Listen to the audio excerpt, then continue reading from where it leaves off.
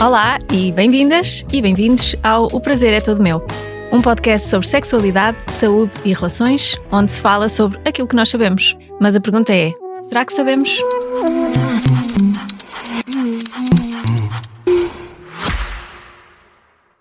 O Expresso tem uma nova subscrição que lhe dá acesso completo ao The New York Times, com atualidade, jogos, culinária e muito mais. E ainda aos conteúdos exclusivos da SIC Notícias, incluindo o Direto Vertical, a nova e inovadora emissão que se adapta ao seu smartphone. Subscreva em expresso.pt/digital. Expresso. Liberdade para pensar. Eu sou a Mafalda Cruz, sou médica e sexóloga. Nas minhas consultas, lido diariamente com dúvidas e dificuldades relacionadas com a sexualidade. E com o tempo fui percebendo que muitas destas questões têm uma origem comum, uma grande falta de conhecimento sobre sexualidade. A Unesco defende que a educação sexual deve ser abrangente e incluir os aspectos biológicos, emocionais, cognitivos e sociais da sexualidade. Porque falar de sexualidade não é apenas falar de sexo. É muito mais do que sexo. É falar do corpo, autonomia, consentimento e liberdade. Em Portugal, a educação sexual nas escolas tem tido um percurso que nem sempre foi fácil nem linear. Entre avanços legislativos, resistências culturais e diferentes formas de implementação, continua a ser um tema que suscita debate e que levanta uma pergunta essencial. Estamos realmente a preparar as pessoas para viverem uma sexualidade informada e responsável? É por isso que o tema desta primeira temporada é a educação sexual que nunca tivemos. E talvez a pergunta mais importante para começar seja esta. Afinal, de que falamos quando falamos de sexualidade? Hoje tenho comigo Marta Crawford, psicóloga, terapeuta familiar e sexóloga. A Marta é uma das figuras mais marcantes na educação sexual em Portugal, impulsionadora do Dia Nacional da Saúde Sexual e fundadora do Museu Pedagógico do Sexo. Uma mulher que, ao longo de décadas, tem trabalhado no terreno onde a sexualidade se cruza com direitos, com cultura e com justiça. Olá, Marta, é um prazer receber-te. Olá, o prazer é meu estar aqui. Marta, a título pessoal, tens sido uma inspiração e uma referência para mim enquanto médica e enquanto mulher, portanto é com muito gosto que estás aqui no primeiro episódio deste podcast. Por isso, obrigada pela tua generosidade.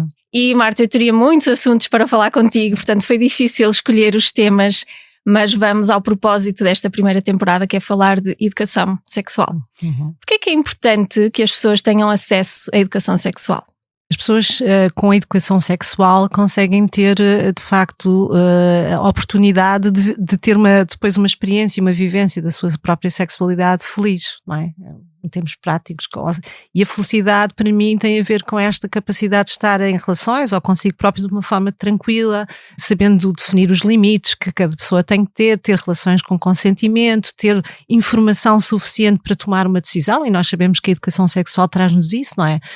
As pessoas que tiveram educação sexual têm uma visão da sua iniciação sexual mais responsável, eventualmente conseguem defender-se de abusos e conseguem de alguma forma avançar para relações só com consentimento e não porque são coagidas a iniciar e portanto usam os métodos contraceptivos que é suposto utilizar e portanto a educação sexual é uma coisa fundamental para todos e a educação, a meu ver, é uma coisa para todas as idades, é uma coisa que acontece ao longo da vida. Nós temos muita ideia que a educação sexual é para os jovens, é para a escola, e cada vez mais se percebe isso.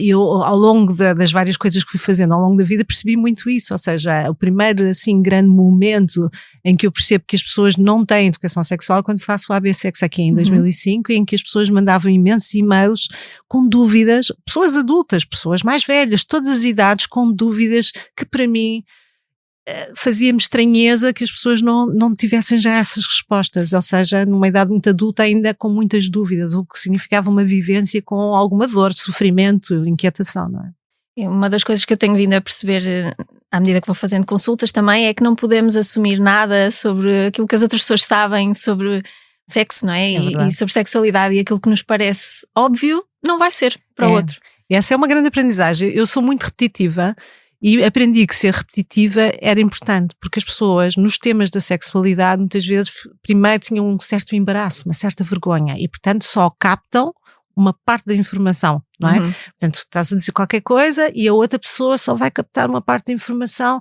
e tu achas que já disseste, ou que ela já com esta idade já te deu na escola e portanto partes do princípio muitas vezes que o outro sabe tanto como tu, um bocadinho menos, mas os básicos, e às vezes nem os básicos, não é? E isso é fundamental, efetivamente, que a pessoa depois diga e repita. Eu repito muitas vezes, repito, e pareço uma chata, não é? Mas eu sei que as pessoas no primeiro impacto se calhar ouvem muito menos e depois então começam a ver mesmo, e é fundamental em todas as idades, de facto, as informações, e às vezes nós numa determinada idade estamos só preocupados com determinados temas, não é? De sermos aceitos, de sermos escolhidos, de fazermos as coisas com base naquilo que são as nossas expectativas, e hoje em dia, por exemplo, os mais jovens têm uma expectativa terrível, que é a pornografia, não é? Portanto, é muito assente na pornografia, pouco na educação sexual. De repente parece-nos que a pornografia entra como se fosse a educação sexual, é completamente distante daquilo que são relações saudáveis, etc. E igualitárias e por aí fora, não é? Porquê é que para ti é importante que se falem destes temas em casa? E pegando nisso da pornografia, não é? E os pais têm noção que os adolescentes consomem pornografia desde idades muito jovens, não é? A partir dos 9 anos em média. Porquê é que é importante que em casa se vá falando sobre estes temas?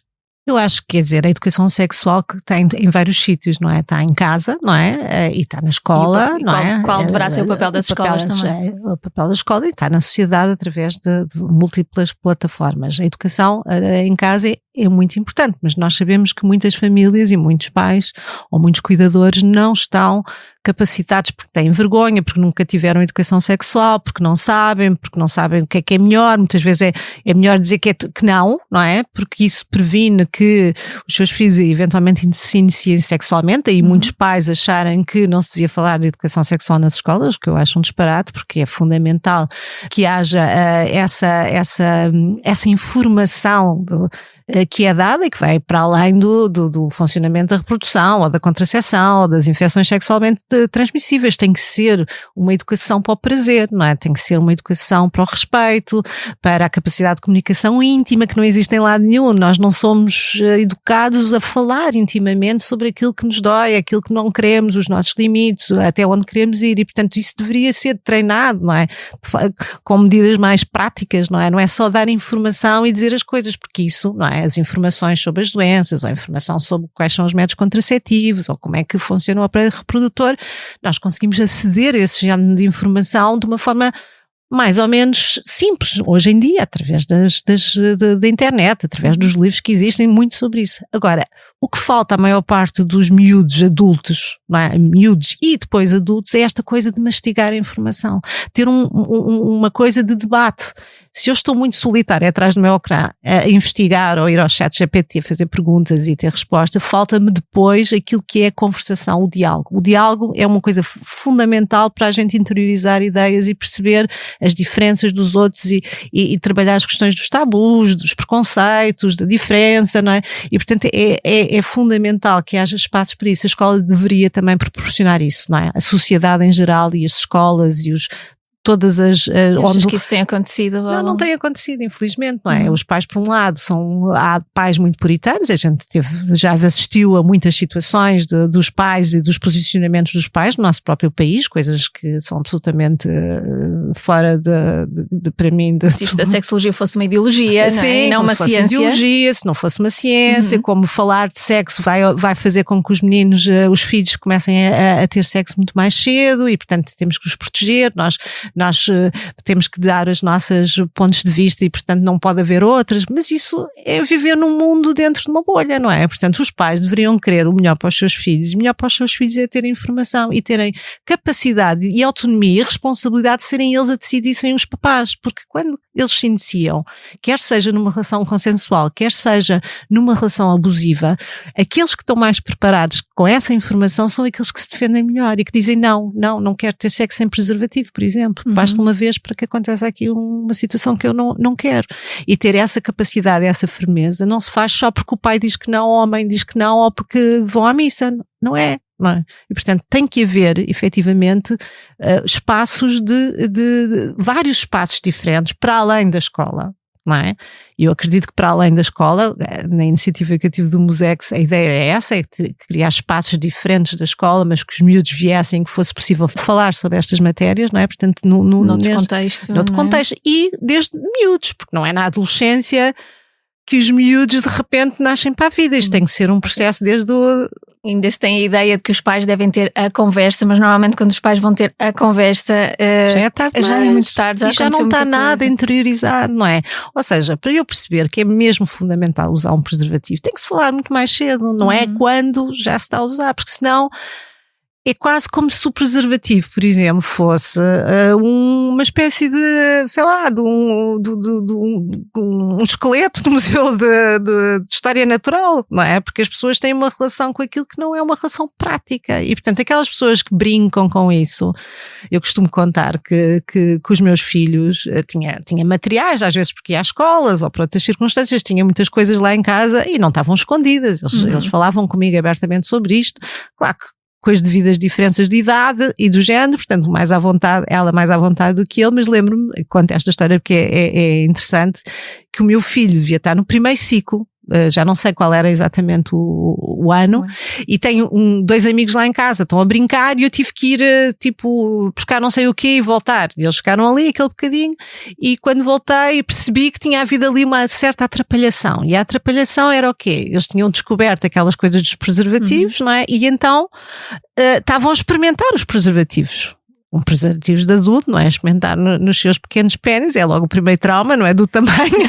Pronto, isso. Um confronto com a realidade. Mas eu conto isto porque é interessante, porque depois os miúdos, o João atrapalhar, depois disse-me, estávamos a experimentar, eu sei, ok, e aproveitei aquele momento, e é isto que eu sugiro aos pais, para explicar porque é que aquilo se usa, qual é o objetivo, uma linguagem adaptada àquela idade. Claro que nem toda a gente consegue fazer isso, mas mesmo não conseguindo fazer, pode-se dizer, em vez de fazer uma coisa, que grande porcaria, que coisa horrível, e portanto no fundo dando uma carga super negativa àquela circunstância, o que se pode fazer é exatamente pegar se calhar num livro, ou dizer, olha, vamos falar, mesmo que eu não saiba nada, eu posso dizer, depois vamos falar sobre isto, está bem? E a pessoa até poder-se ir informar, ir ao ChatGPT, que espero que a partir que vá às fontes fidedignas, porque o que há mais é coisas que não interessam muito, mas e eu lembro que nesse dia, é interessante este episódio, eu depois resolvi falar aos pais, os miúdos chegam a casa e dizem que estiveram na casa do João e que andaram todos a brincar com preservativos e que podia parecer que eu era o que eventualmente algumas pessoas podiam pensar que eu fosse. E então, e a resposta foi muito interessante. Ainda bem que falou com eles sobre isso, porque assim eu já não tenho que falar. As duas mães. E eu pensei, o quê? Já está feito. Não é? É um contínuo. Na tua exposição Amor Veneris do Museu Pedagógico do Sexo, a visita começava precisamente com uma tomada de decisão importante. Entrar com ou sem consentimento. Isto traduz a importância do consentimento como a base das relações íntimas e também do prazer. Marta, porquê é tão importante falarmos de consentimento? É fundamental, porque sexualidade sem consentimento é crime, é abuso, é violência. E não há meios termos, não há cá, e não é como muitas vezes as pessoas, não foi uma violação, não houve penetração, não. Há muitas formas de abuso que partem do pressuposto de que se sugere, que se coage, não é? Que se força alguém a fazer algo que não quer e que por vezes não tem capacidade para dizer um não explícito, não é? Dizer não quero, não é? E que fica ali numa posição de aceitação daquilo que o outro quer. E mais uma vez pegamos na educação sexual, ou seja, se eu souber de facto definir aquilo que são os meus limites, o que eu quero e o que eu não quero, e se perceber que dizer sim é uma coisa boa e dizer que não é uma coisa boa, o que não deve acontecer é nins, e eu vejo isso muito, depois podemos falar disso, contexto da terapia de casal, que é este nin, esta forma de eu não me apetece, mas vou ceder à tua vontade, para não termos problemas na relação, porque já passaram 10 dias, porque hoje fazes anos, porque estás sempre a queixar que senão não sei o quê, isso é coação. Eu até estou a dizer que sim ao outro, mas na prática eu não estou lá, é o meu corpo que lá está. preferencialmente para que seja uma coisa rapidinha, não é? Eu costumo dizer que as pessoas às vezes ficam ali em formato frango congelado, não é? Despacha lá o assunto e que no fundo faz com que aquele momento sexual, aquele momento íntimo seja verdadeiramente um castigo. Eu chamo isso muitas vezes o castigo. E portanto, o consentimento e na exposição era tão importante para mim, isso, para as pessoas, mesmo quando elas entravam na porta do edifício do museu e não sabiam o que é isto do consentimento, porque não estava explicado, tinha uma certa com consentimento, sem consentimento. E aí as pessoas faziam essa viagem, aquelas que escolhiam logo o consentimento, de facto faziam uma viagem ao prazer sexual feminino, não é? E portanto, com as várias dimensões que foram colocadas nessa exposição, o cérebro, o maior órgão sexual, o principal, o maior, e depois o clitóris, o único, e depois as pessoas tinham a oportunidade de passar para o outro lado da exposição que tinha a ver com a violência sexual contra as mulheres e a explicação do que isso era. Eu até trouxe os manifestos que nós distribuímos na altura na exposição e explicava exatamente de uma forma factual e as pessoas podiam levar aquilo, porque às vezes, mais uma vez, aquela informação que as pessoas estão ali a receber, mesmo nas visitas orientadas ou mesmo nas atividades que fizemos, as pessoas apanham metade ou uma parte, não o todo muitas vezes, não é? E então este manifesto era uma coisa determinante para esta exposição e eu queria mesmo que as pessoas levassem qualquer coisa com elas onde tivesse talvez a essência daquilo que é a sexualidade. Isto só pode acontecer, a sexualidade só pode acontecer efetivamente se for com consentimento. E portanto, podia falar sobre o prazer, podia falar de estudos, podia falar de não sei o quê, mas de facto o manifesto é muito direto e é muito preciso a explicar o que é isto do crime, o que é isto do abuso, o que é isto do não e o que é isto do sim, não é? Este consentimento entusiasmado, não é? Mas é difícil nós definirmos o que é isto do consentimento e durante muitos anos, todos nós conhecemos a história do não é não, sim, não é? Sim. Mas nem toda a gente está em posição de dizer não e é muito difícil nós dizermos não só em contexto sexual, claro, mas no nosso dia-a-dia também é muito difícil dizermos um não. Como é que nós definimos o que é isto de dar consentimento? Fala-se no entusiástico. Né? Eu, se me permites, vou aqui ler aqui o folheto porque está muito clarificado. Pode ser? Claro. Ora bem, então, o que é o consentimento? Portanto, neste manifesto, basicamente, o consentimento é um acordo voluntário, afirmativo, entusiástico, contínuo, informado, sóbrio e claro entre duas pessoas que se envolvem numa atividade sexual específica. O consentimento deve ser então dado livremente, é sempre necessário dar-se consentimento sem coação ou intimidação, mesmo num relacionamento comprometido ou num casamento, não é? Dado no presente, ou seja, assumir que a disponibilidade sexual demonstrada no momento anterior não tem prazo de validade, não é consentimento, é abuso, ok? Parado a qualquer momento, se no contexto de uma interação sexual houver uma mudança de vontade expressa verbalmente ou através do corpo, é necessário interromper de imediato essa interação. Não parar significa abusar, não é? Um relacionamento eu quero parar, o outro não, que já começámos, temos que ir até ao fim, não. Isto é muito importante. O sentimento pode ser reversível, é reversível, não é?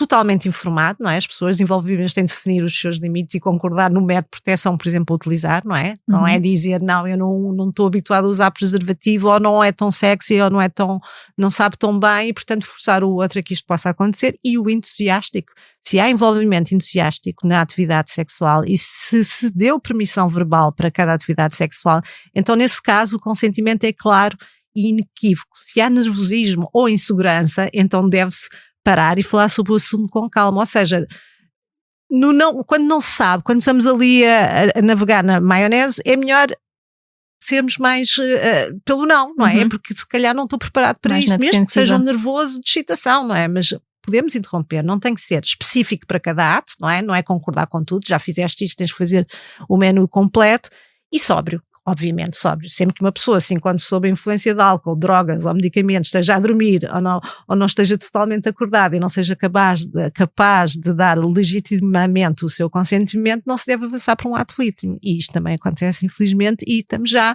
do outro lado do não consentimento. É abuso, não é? E o mais grave é que nós achamos que muitas vezes numa situação conjugal, não é? Em que eu te amo muito e tu amas-me muito, e eu vejo isso muitas vezes no consultório. É o dever. e em que alguém aparece e diz, eu amo-a, mas forço-a para ter sexo, porque eu tenho imensa vontade, ela deixou de ter vontade, isto passa muito tempo, eu não aguento isto, e portanto forço. E a pessoa vai cedendo até ser impossível de o fazer. E portanto, tu dizias que é muito difícil dizer sim e não, mas uma das coisas que eu faço muito em consultório é exatamente treinar o sim e o não. É para as pessoas perceberem que o sim é uma resposta positiva, portanto eu estou disponível para uma ação, qualquer que ela seja, pode ser aplicada em várias coisas, mas aqui claramente é no contexto da intimidade sexual. E depois temos o não, que é uma expressão de clareza, porque eu por alguma razão não tenho disponibilidade mental para iniciar este ato. Estamos agora a falar de casais queridinhos e amorosos, não é? E eu tenho que ter no espaço do meu relacionamento a capacidade de poder dizer que não, de forma a ir ao encontro daquilo que eu tenho percepção para mim. Portanto, é uma autodeterminação. E quando se explica no casal que não significa uma tampa, como é vista habitualmente, não significa falta de interesse pelo outro, ou ter deixado de gostar do outro, ou do corpo do outro, por aí, e sim uma expressão individual, ou seja, eu ter consciência que a minha energia neste momento não dá para duas pessoas, eu não tenho capacidade neste momento e disponibilidade mental para estar numa situação íntima em que é preciso dar, para além de mim, tem que dar ao outro. E portanto, olhando a coisa pelo próprio e por esta energia e explicando aos casais que muitas vezes quando este sim e este não na conjugalidade são feitas desta forma harmoniosa, que há muito mais respostas positivas, não é? Porque a pessoa não se sente coagida, não é? Porque muitas vezes, se eu digo não hoje, eu fico em falta porque a culpa está muito assente nas relações, apesar de termos relações muito mais modernas e muito mais para a frente e não sei o quê, mas existe uma culpabilidade de dizer que não ao outro, que é uma coisa extraordinária, e depois a pessoa vai pagar o favor, não é? Eu hoje não me apetece, à noite, não, amanhã. É o pior erro que se pode dizer, ninguém promete o dia seguinte, é a coisa mais estúpida e que amanhã pode apetecer. Amanhã não apetece, vou ao castigo porque já te disse no outro dia e portanto agora é que tenho que mesmo dizer e portanto ponho o corpinho ao manifesto e pronto, e despacha lá o assunto e isto está feito. Isto retira qualquer hipótese da mulher ter prazer e mesmo quando pergunta, mas depois com jeitinho a coisa não vai lá. Vai, eu acho mas que o começo é mau. Nós quando falamos nesta temática do consentimento é quase como se há uma pessoa da relação que lidera e a função da outra é dizer que sim ou que não. Claro. O que também me parece injusto que se ponha o foco no comportamento das mulheres, não é? Cuja função é dizer que sim ou que não, e que não se valida aqui uma hipótese que é não saber se quer ou se não quer, não é? Sim, claro. E portanto talvez o foco não deva estar na pessoa que dá ou que não dá o consentimento, mas sim nesta troca do ir perguntando, estás confortável com isto? Claro, podemos continuar? Eu tenho aqui um livro também que trouxe e que gosto muito, que é o livro Amanhã o Sexo Voltará a Ser Bom, de Catherine Engel, e que ela diz uma frase que eu destaquei em relação a isto, que é: a retórica do consentimento não permite a ambivalência e arrisca tornar inadmissível e, na verdade, perigosa, não só a dificuldade de expressar o desejo, mas, acima de tudo, a experiência de não saber o que queremos. Portanto, é importante ir sempre confirmando com a outra pessoa. É fundamental. Eu lembro que é engraçado, ainda voltando à exposição, há um dia estou no museu, na exposição, e entra uma rapariga que eu não conhecia na altura e que começa a ler o texto de parede na sala, na parte que era dedicado à parte da violência sexual contra as mulheres. Portanto, tinha muitas obras artísticas de artistas portugueses e não só, que trabalhavam essa temática, e era assim uma zona mais sombria, enquanto a outra era mais leve, aquela era a zona mais assim, uma cor mais sombria de sangue e tal, e ela está a ler o texto de sala e depois diz, não sei o quê, e faz assim um elogio e faz assim, já estou a gostar. Ela tinha acabado de entrar, já estou a gostar, porque tinha a ver também com o foco do trabalho dela e não sei o quê. E esta pessoa era a Maria João Faustino, e ela é doutorada e trabalha muito estas questões do consentimento, e depois começámos numa conversa porque ela dizia exatamente que o consentimento não era a melhor palavra para se utilizar, porque podia criar aqui também alguns equívocos, e estivemos ali a conversar entre ela e disse, gostei de conhecer, eu não sabia nada dela, gostei imenso de não sei o quê, portanto vens a uma das minhas atividades aqui no museu, e assim foi, e a partir daí conheci e pronto, e agora já acompanho o trabalho dela e tem feito aí também bastante esclarecimento relativamente a tudo o que tem a ver com esta coisa dos abusos, o que é mesmo online e por aí fora. Pronto, é uma pessoa muito interessante. Mas pronto, isto para perceber que parece estranho, não é? Consentimento, queres fazer? Sim. vamos fazer o quê? Não, ninguém faz isto na realidade, não é? Apesar destes pontos todos que eu li, as coisas têm é uma coisa do envolvimento, mas o que é mais importante é cada um perceber que para estar tem direito a parar, não é obrigado a ir até ao fim, só deve fazer se quer, saber definir os seus limites, e isto passa muito também por esta capacidade da pessoa se sentir bem com o seu próprio corpo, com os seus limites, na relação com o outro, e trabalhar isso desde novo, não é? Porque só assim é que eu me consigo defender de situações em que outra pessoa é muito afirmativa, claro. Não é? Se é muito afirmativa e me leva, como é que eu digo que não? E agora vai-se embora. Ou diz, então, e a informação, e por isso é que a educação sexual dá-nos competências para depois levarmos a nossa vida íntima, a nossa vida sexual, quer tenhamos parceiros, parceiras ou não tenhamos, não é? Mas de uma forma livre, respeitosa, sem serem coagidos, e não sei, ninguém nos livra de situações terríveis, não é? Mas ter essa noção é fundamental, porque eu vejo muitas vezes as pessoas a aceitarem coisas que achavam normais, porque não tinham informação nenhuma, que os mais parceiros, exigiam fazer isto e aquilo porque era isso que viam na pornografia, e portanto esta coisa da performance estava muito em cima e era suposto corresponder, porque senão ele ia procurar outra pessoa e não sei o quê, e portanto isto é muito assustador. E portanto pôr a pornografia como sendo a nova educação sexual é para mim uma coisa do arco da velha, ou seja, os pais estão muito revoltados com a educação sexual, porque diz que é ideológica, mas não sei o quê, mas depois permitem os seus filhos verem pornografia e fazerem um crescimento com base nisso, e os miúdos, mesmo que os pais digam, não, cá em casa não, então, mas têm telemóveis, têm os amigos, têm tudo, vão procurar. Claro, você está aí. Todos os anos, a 4 de setembro, celebra-se o Dia Mundial da Saúde Sexual, que tem como objetivo sensibilizar para a importância da saúde sexual como um aspecto central da saúde e do bem-estar individual. E Portugal foi o primeiro país do mundo a instituir o Dia Nacional da Saúde Sexual, a 4 de setembro também, um projeto aprovado por unanimidade no Parlamento e do qual, Marta, foste a grande impulsionadora. Foi assim uma coisa... Um grande projeto. Foi projeto, porque na altura a Patrícia Pascoal, que era a presidente da Sociedade de Sexologia Clínica, tinha-me convidado para ser coordenadora da Comissão do Dia Mundial da Saúde Sexual, e portanto, na altura até convidei o Bernardo Mendonça e convidei o Paulo Corte Real para fazerem parte da comissão, era eu que tinha escolhido, e portanto vamos fazer bombar aqui primeiro o Dia Mundial e depois depois mais tarde colocou-se essa questão, criar mesmo um dia em Portugal, e portanto isso depois conseguiu-se também com o trabalho, fizemos várias campanhas, as pessoas alinharam imenso, tivemos muita campanha publicitária em televisões, em rádios, consoante a temática, e aquilo era mais uma paixão, não é? Porque tipo, como é que a gente consegue fazer? Bora, vamos fazer e tal. Isto é muito engraçado quando as coisas acontecem assim com esta paixão, as pessoas...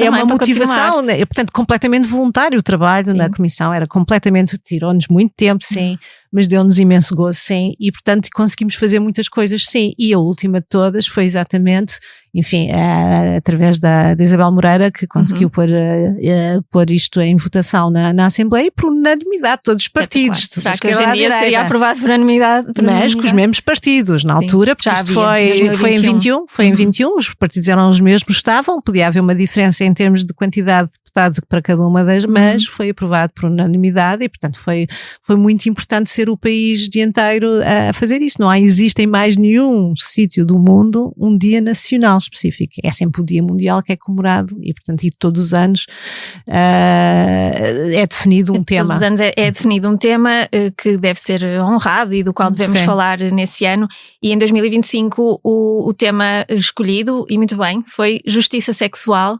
O que é que podemos fazer, Marta? O que é que podemos fazer? A justiça é assim, eu às vezes digo que nós temos de estar sempre em luta, é um bocadinho às tantas cansativo para quem está há muito tempo, não é? Ainda Onde bem é que tu vês as maiores injustiças a nível sexual? Eu acho que nós, até enquanto país, não é? Somos um país que temos regras bastante avançadas, e foi sempre um país dianteiro em termos até de regulamentação, não é? Fomos conquistando coisas, e VG, por exemplo, foi uma grande conquista, né? Em 2007, eu também andei envolvida na campanha, e era uma coisa muito importante, não é? De tirar as mulheres. Primeira vez que eu votei foi nesse referente, estás a ver? E foi muito, foi uma luta, porque as coisas coisas radicalizaram no sentido de matar bebés e não se percebia que aquilo tinha a ver com a criminalização do aborto. Por exemplo, pegando nisso, não é? À medida que em todos os outros países do mundo começa a haver questões, dia 24 de junho foi a inauguração da exposição Amor Veneris, aconteceu que nos Estados Unidos foi, como é que se diz, revertida a lei do aborto. E, portanto, é a desgraça que neste momento nós conhecemos, não é? Há muitos movimentos, agora recentemente de My Choice, My Voice, também foi um movimento de cidadania, exatamente para garantir que na Europa todas as mulheres de todos os países tivessem acesso, mesmo que não fossem nos seus países, a cuidados de saúde relacionados com o IVG, que não fossem nem criminalizadas, nem que os médicos se negassem a apoiar a fazer o procedimento. Portanto, há coisas que nós, apesar de já terem sido conseguidas, e em Portugal de facto conseguimos, os direitos trans, neste momento, não é? Está uma batalha porque há uma proposta do Chega completamente ridícula e portanto parece que há uma transgressão, que temos de estar sempre em batalha em coisas que são os direitos. Nós temos que estar sempre alerta relativamente aos direitos humanos e sexuais. Não é? Nada. E isso é um bocadinho frustrante porque nós deveríamos evoluir, não é? A justiça devia, e as questões da igualdade por aí fora, isto tem muito tema, a questão da justiça, mas acima de tudo é esta possibilidade da pessoa ser, na questão do IVG é muito importante, ser a mulher a ter essa capacidade de decisão, ainda nas eleições de repente vemos um candidato a dizer que se calhar o parceiro também tem que opinar se quer ou não quer, quer dizer...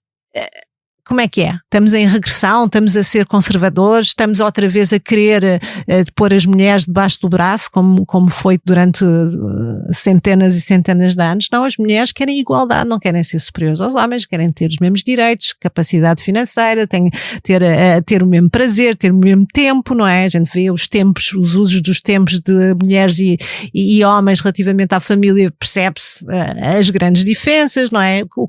Percebe-se a desigualdade salarial e o que é que as mulheres recebem e os homens recebem e o que é que elas trabalham a mais por ano para corresponder àquilo que os homens trabalham. Portanto, há aqui muitas coisas de falta de justiça naquilo que tem a ver, para já, com questões relacionadas com a saúde sexual e reprodutiva. Há sempre coisas, não é? Há sempre coisas que podiam ser melhores, obviamente, nos tempos, mas eu acho que apesar de tudo as pessoas e os partidos, pelo menos mais os de esquerda, estão muito atentos àquilo que seriam coisas para melhorar em termos de regulamentação e de lei, não é? O PAN faz muito isso, a Inês Sousa Tavares, a Sousa Real, mas também muitas das pessoas que estão no Bloco, que estão no PS, mais essas de esquerda, não é? Que estão mais solidárias com esta questão dos direitos sexuais das mulheres e da igualdade no todo das pessoas, homens e mulheres, e portanto isso acontece, mas de facto temos de estar muito atentos e é importante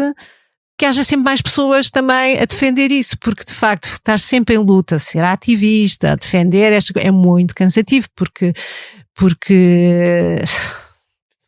é muito cansativo, porque é fácil baixar os braços. É fácil baixar, é por isso que é importante que apareçam pessoas, não é, a falar sobre os temas para mais novas, para públicos distintos, mas que obviamente tendo em conta que tem informação para fazer e não ser também mais um contexto de... Mas pronto, mas fico tristíssima, não é? Que não sei, e estamos só a falar de Portugal, porque se a gente agora falar do mundo, eu sou muito atenta a outras coisas que acontecem no resto do mundo e é assustador, não é? Nós somos completamente privilegiadas por termos nascido aqui. Mas Marta, eu trouxe aqui 2 temas para falarmos agora, ainda na sequência disto de injustiça sexual, e uma forma de se fazer justiça é garantir que todas as pessoas têm direito ao prazer sem discriminação, sem medo ou sem estigmas, mas na prática nem sempre é assim e há uns grupos que são mais prejudicados do que outros, e vamos falar das mulheres e do prazer das mulheres. Nós temos um estudo muito conhecido que é o Orgasm Gap, que mostra que num encontro sexual heterossexual há uma probabilidade de 95% do homem ter um orgasmo e a mulher, e apenas 64% das mulheres têm um orgasmo. Para ti, isto traduz uma desvalorização e um desconhecimento sobre o prazer sexual feminino? Isso, no fundo, é muito assente naquilo que tem sido a lógica ao longo dos tempos, não é? Que o prazer sexual é uma coisa masculina, porque eles é que querem, eles é que gostam, eles é que precisam, não é? E de uma certa ignorância até daquilo que representa o prazer sexual feminino, não é? Até durante imenso tempo, e por culpa também do Sr. Freud, e não só, mas a ideia... Ele fez o que sabia o que podia, com não, o que mas tinha, já não, mas... havia mais informações. Quando na exposição a gente fala do clitóris, amor veneris é o clitóris, e não é já nessa altura, em 1600 e não sei quantos, já não me lembro a data, já o anatomista tinha percebido que o clitóris, nem sequer sabia exatamente a anatomia do clitóris, mas pronto. É porque o clitóris só veio nos nossos livros de anatomia a partir de 2005. Pois, claro, foi com a Ellen O'Connell que faz, a partir daí dessa altura, o desenho daquilo que seria mesmo um clitóris. Mas já se falava do clitóris nesta altura. Em 1600 o anatomista faz lá e diz que isto é eu tenho um termo, agora não me recordo, mas que era exatamente o órgão do contentamento feminino, não é este o termo, agora não me está a recordar, mas pronto, já estava definido, não é, pelos anatomistas, porque eles tinham essa experiência de saber que aquilo era fundamental para o prazer sexual feminino. Agora, os homens não querem que as mulheres tenham prazer, não querem que elas tenham direito ao prazer, porque têm medo de que elas escolham outros parceiros, eventualmente, ou parceiras, não é? Portanto, há aqui uma imposição máscula do poder e de fazer como eu quero, e muito centrado na penetração, que é um grande erro daquilo que as pessoas, quando se perguntam o que é para elas sexo, se calhar é uma relação com penetração, não é? E isso é muito, muito redutor, e é muito interessante, por exemplo, em terapia, quando os casais começam a perceber a diversidade, a forma de estarem na intimidade sexual, que não passa sequer pela penetração, pode passar, mas não é o critério, não é nem sequer o orgasmo, não é? A questão do orgasmo como critério para o cheque de que isto correu bem, não é? Eu tive com esta pessoa, houve relação com penetração, houve orgasmo de um ou dos dois, ok, isto foi maravilhoso. Não, de todo, não é? Porque o orgasmo nem define a qualidade da relação. Eu brinco muitas vezes, vou brincar outra vez aqui, digo muitas vezes, é assim, uma mulher que tiver a fazer uma tabela de Excel sobre dívidas ao banco ou sei lá o quê, e tiver um vibrador entre as pernas, ela consegue ter um orgasmo. Ela vai ter um orgasmo, mas a cabeça dela é completamente anti-erótica, o quer que seja sexual, mas tem um orgasmo. Portanto, se é possível, então o orgasmo não pode definir a qualidade da coisa como as pessoas sempre pensaram. O sexo é para ter orgasmo. E é muito interessante quando a gente desconstrói isto na terapia que se faz, a que eu faço, em que é muito mais sensorial, é muito mais descoberto, é muito mais de comunicação íntima, é muito mais de dizer o que se quer, o que não se quer, de saber como é que se toca e como é que não se toca, de fazer com que o corpo sinta, porque as pessoas estão tão habituadas a não sentir que elas nem sabem bem como é que é o seu próprio corpo, não é? Por isso é que por vezes tiramos a penetração da equação, não é? Exatamente. Para, no fundo, obrigar as pessoas a pensar fora e porque se nós temos sempre o mesmo script, e o que acontece é isso, é um script, mais ou menos toda a gente segue o mesmo script sexual. E segue porque acha que é assim, muitas vezes baseado naquilo que é a pornografia, portanto sempre a caminho da penetração, e porque achamos que o outro é assim que também acha, e portanto as pessoas vivem muitas vezes a sexualidade e mesmo o início da sua experiência sexual com base num script que acham que é o ideal, muito baseado nisto, e portanto ou são ou não são, se não são sentem que são incapazes, portanto há algum problema delas, não é? Isto mais muito no feminino, um problema delas que não são capazes de ir ao encontro daquela relação. E para terminar do Freud, não é? Que disse que o orgasmo das mulheres maduras era um orgasmo com a penetração, não é? Sim, e esse mito ainda persiste. É. E as outras eram infantis, as que tinham, e fez esta distinção grave, não é? De pôr um orgasmo clitoriano dois diferentes. E um orgasmo vaginal, que não é tudo a mesma coisa. E mais uma brincadeira que eu faço é que se um homem tiver um orgasmo que se estão mexendo nos testículos, não passa a ter um orgasmo testicular, não é? Ou se for a festinhas na axila, não é um orgasmo axial, ou não sei se pode dizer assim, não é? Axilar. Pronto. E portanto, o que eu estou a dizer é que é preciso reformular a forma de estar em intimidade, porque o mais importante, não é? O mais importante do que ter um orgasmo, porque nós agora, com os brinquedos todos, mais ou menos consegue-se trabalhar isso. A questão é mesmo aquilo que é o mais importante da sexualidade, esta comunhão, este diálogo, cumplicidade, esta coisa que nos faz sentir vontade de voltar e que nos conecta com outra pessoa. E isso não quer dizer que tenhas que fazer todos os atos do A a Z do Kama Sutra ou do A a Z dos comportamentos sexuais. Tem a ver com esta pele, esta química, esta capacidade de ouvir, de ser ouvido, de haver respeito no sentido de não ultrapassar aquilo que eu estou preparada naquele momento para fazer ou estar.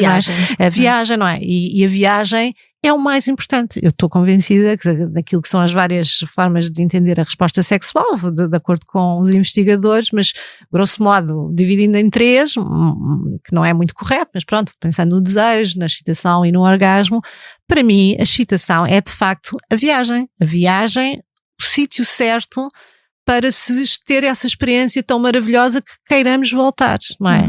A não ser que a gente queira voltar só porque acha que se cumprir um determinado ritmo, frequência e não sei o quê, isso nos valida para dizer que está tudo bem na relação, não é? E isso é uma falácia, não é? E portanto é preciso perceber as coisas, o que é que queremos, e para isso temos que tirar, sentir, não é?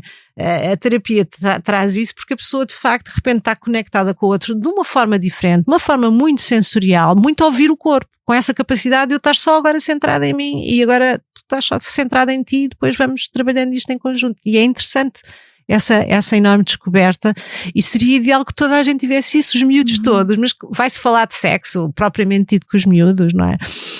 As pessoas depois têm esta coisa, não? O que é que fica bem, o que é promover o sexo, mas falar de uma forma leve, desconstruída, cientificamente validada, não é? Também Pedagógica. Pessoas com capacidade para é fundamental, isso. Não é?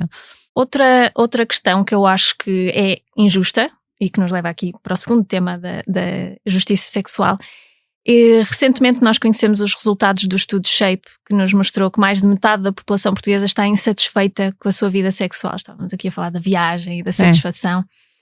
Porquê é que temos estes resultados tão desanimadores em Portugal?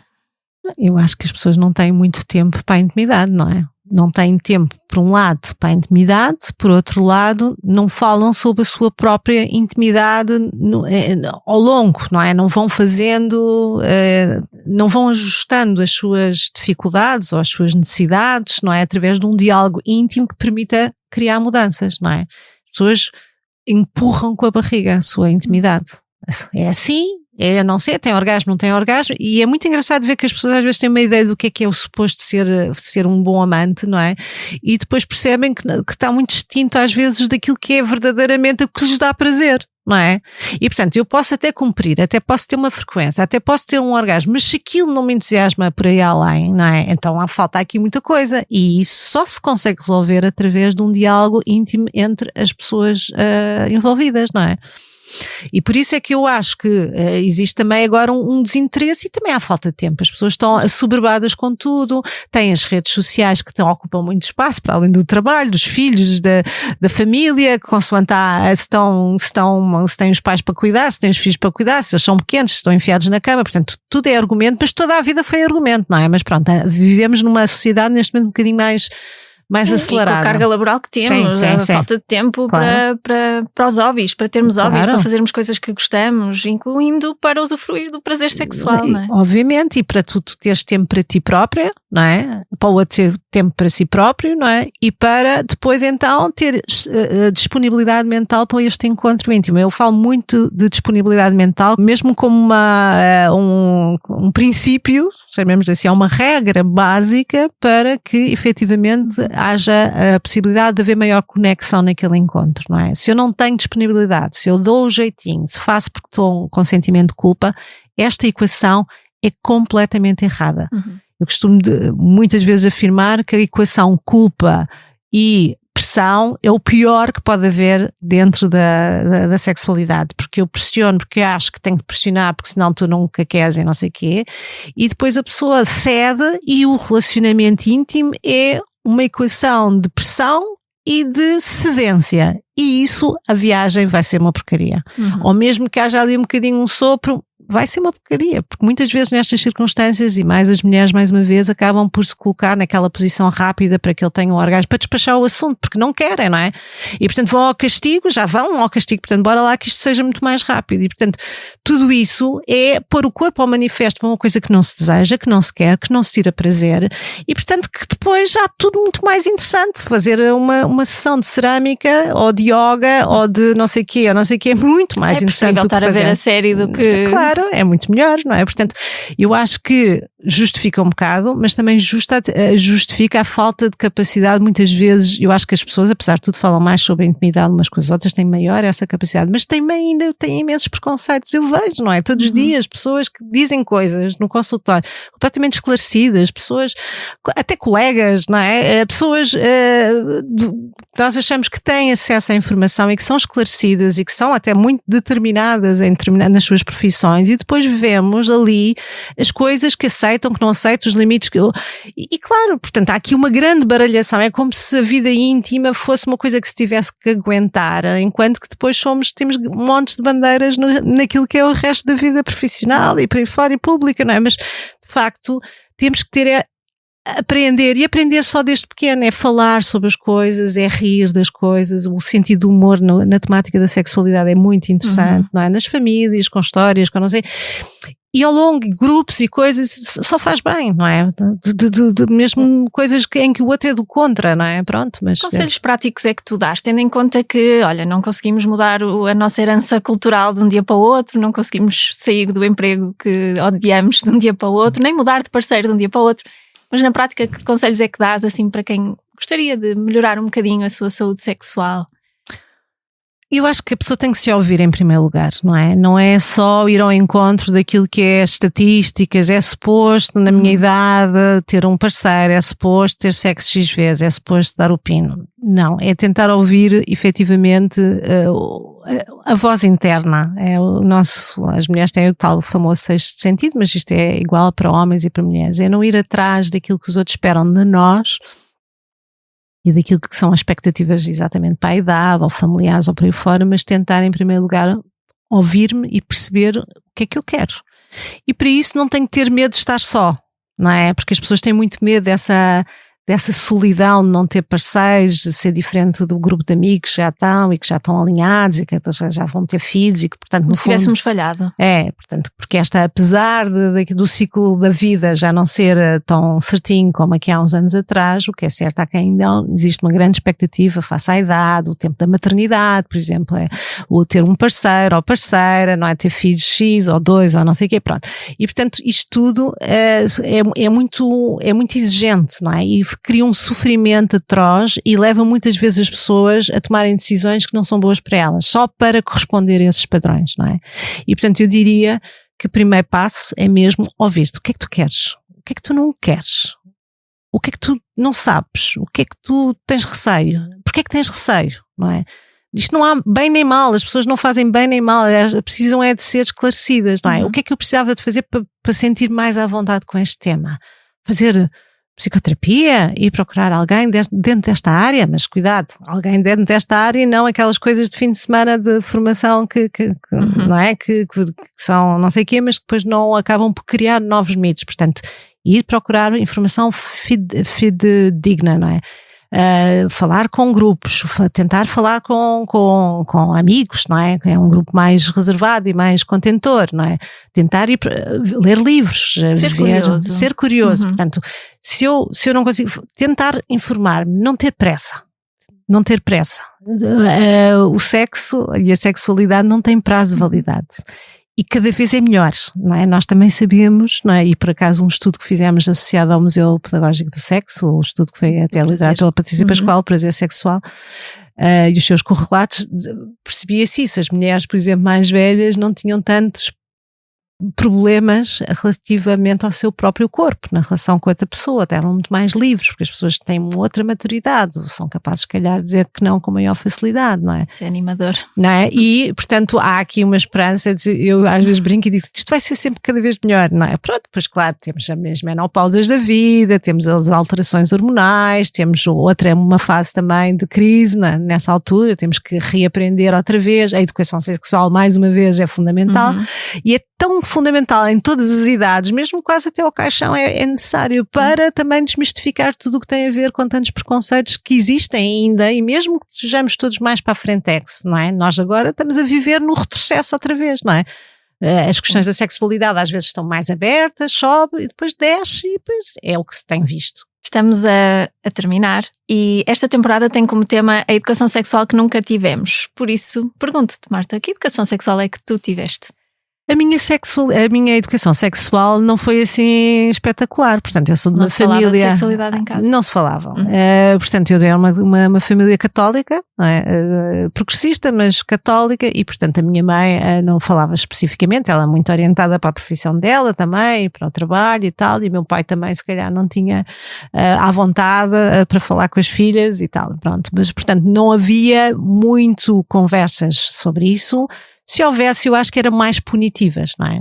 Eu lembro-me que, por exemplo, relativamente a punitivas no sentido que não era suposto, o casamento, aquelas coisas, portanto, eu lembro-me que eu própria tive a escola, eu fui à catequese e tive aquela coisa toda, e havia coisas que eu via ali que já me mexiam, portanto, eu tive que fazer um trabalho dentro de familiar, tipo, não, mas isto para mim não faz sentido. Então foste crítica. Fui crítica e fui-me afastando, claro, porque havia coisas muito retrógradas para mim, falta de igualdade para mim, deixava-me doente, não é? E portanto, e obviamente também na vontade, no desejo, mas era uma rapariga extremamente reservada e portanto muito tímida, portanto diria que até é estranho trabalhar nesta área, portanto a coisa fui-me amadurecendo e fui-me sentindo à vontade, mas tinha o meu pudor e por aí fora. E lembro-me, isto é um aspecto muito interessante, esta coisa das famílias, que por exemplo a minha mãe, nós vivemos nos Estados Unidos quando eu tinha para aí 5 anos, e nessa altura, portanto estamos a falar de 69, a pílula contraceptiva, que foi assim um grande impacto na sociedade, a pílula, o Viagra, mais tarde, as redes sociais, portanto temos aqui momentos históricos de mudança, não é? E nessa altura, eu lembro-me, já adolescente, da minha mãe dizer que a pílula fazia mal. E na altura se calhar fazia pessimamente mal, porque aquilo era uma bomba. Mas isto, não é? Não se falava de outras coisas, não se falava de prazer, não se falava de contracepção, falava-se pela negativa. A pílula é uma coisa que faz mal, é para evitar. E eu lembro que eu ouvi isto ficou dentro de mim. E quando eu comecei a tomar a pílula, eu lembro-me que era constrangedor para mim tomar a pílula, não pelos efeitos eventuais secundários que estava a ter, não é?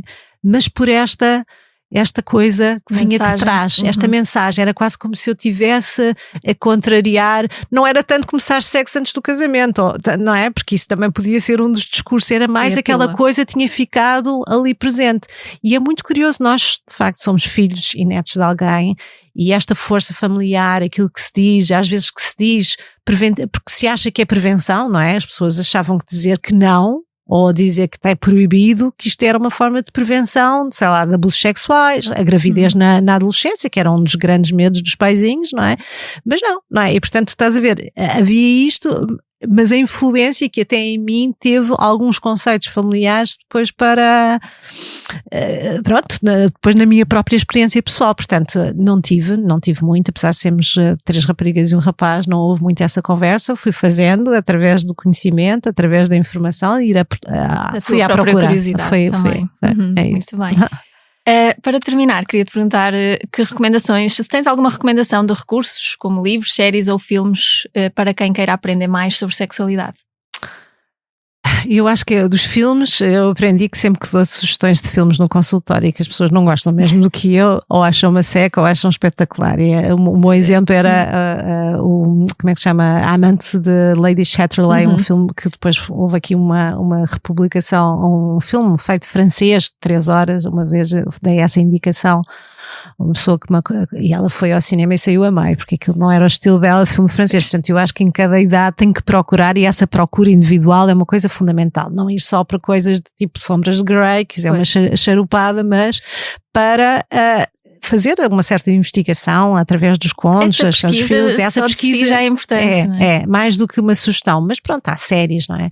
Há séries boas para o bem e para o mal, não é? Por exemplo, a série aquela tive da adolescência, por exemplo, que tem a ver também com esta questão de outros valores, mas que também é importante esta relação, os pais acharem que os filhos estão protegidos porque estão em casa e o que tipo de informação é que eles acedem, portanto é importante perceber que eles não estão seguros, que tem que haver um acompanhamento nesse sentido, não é diretamente de educação sexual, mas houve também umas séries sobre, agora já não me lembro o nome daquela série, Sex Education, que eu achei bastante interessante, mesmo com as diferenças, não é, culturais da situação. Posso também, eventualmente, falar do Muito Mais do que Sexo, o podcast da Marta Crawford e Bernardo Mendoza, da autoria dos dois, que tivemos em 2020, ainda podem ouvir.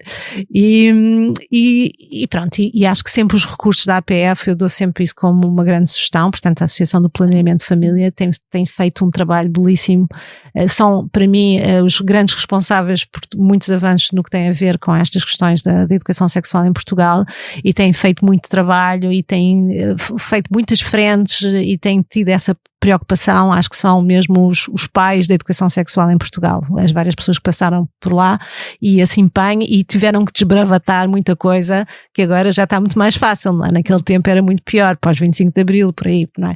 Portanto e eles têm muitos recursos de jogos, livros para todas as idades, têm muitos materiais e portanto acho que eles têm feito tanto esse trabalho e muitas das coisas estão completamente atuais, porque isto não muda assim tanto, não é? Mas pronto, enfim. Marta, muito obrigada. Foi um prazer ter-te aqui. Foi um prazer também para mim. Espero que voltemos a conversar em breve. Esperemos que sim. E assim terminamos este primeiro episódio. Já sabe que pode ouvir-nos no Expresso, na SIC e na SIC Notícias ou em qualquer plataforma de podcast onde pode subscrever e deixar comentários com dúvidas e sugestões.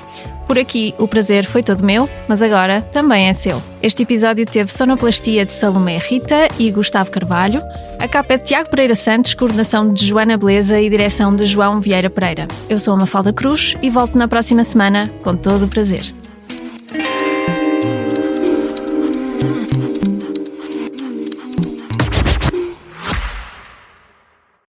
O Expresso tem uma nova subscrição que lhe dá acesso completo ao The New York Times, com atualidade, jogos, culinária e muito mais. E ainda aos conteúdos exclusivos da SIC Notícias, incluindo o Direto Vertical, a nova e inovadora emissão que se adapta ao seu smartphone. Subscreva em expresso.pt/digital. Expresso. Liberdade para pensar.